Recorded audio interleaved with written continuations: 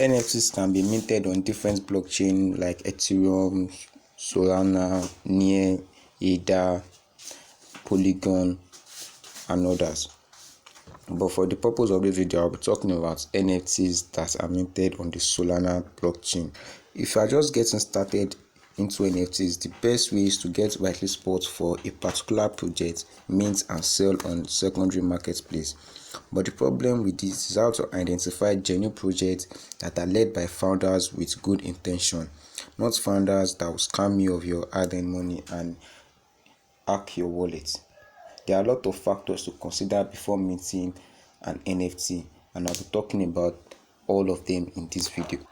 There are a lot of factors to consider before minting an NFT, and number one is doxed founders. This is Frank, the owner of the Gods and Youth NFT, and this is also Carlos, the owner of Jelly Sports NFTs.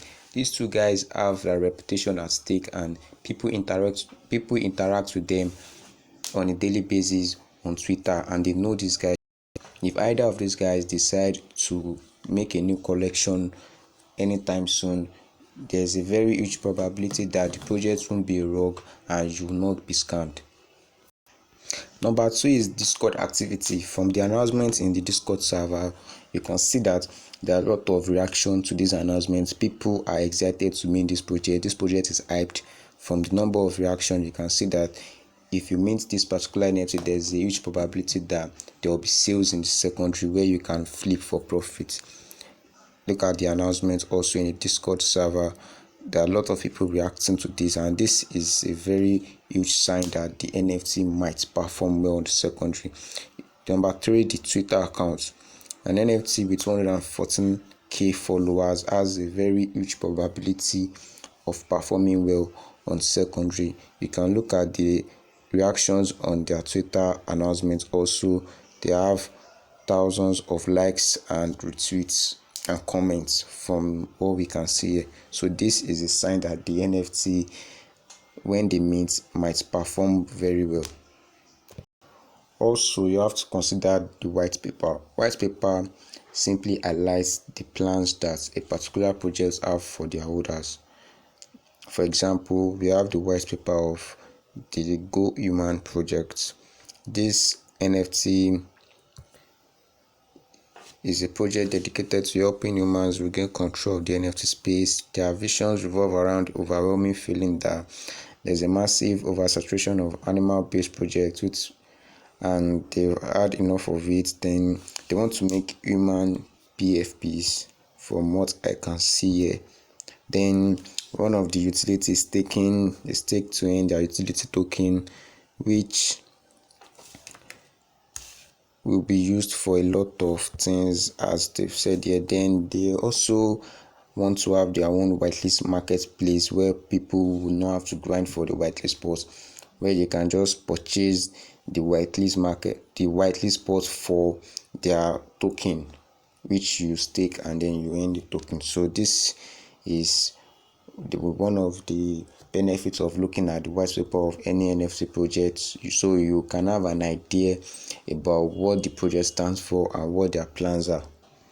Also, you have to consider the mint price of a particular NFT. You know, there are some NFTs that what they are offering isn't unique.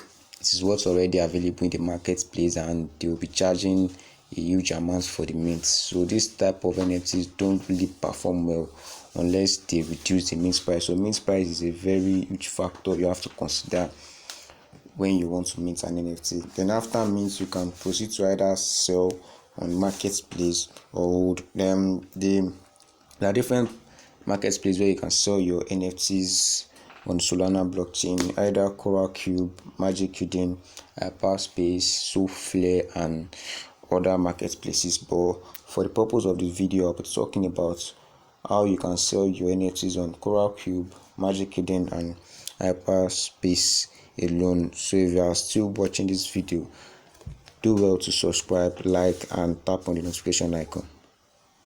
After mint, the NFT will appear in your wallet, where you can click on list and list your NFT on Magic Eden, either at floor price or at a higher price.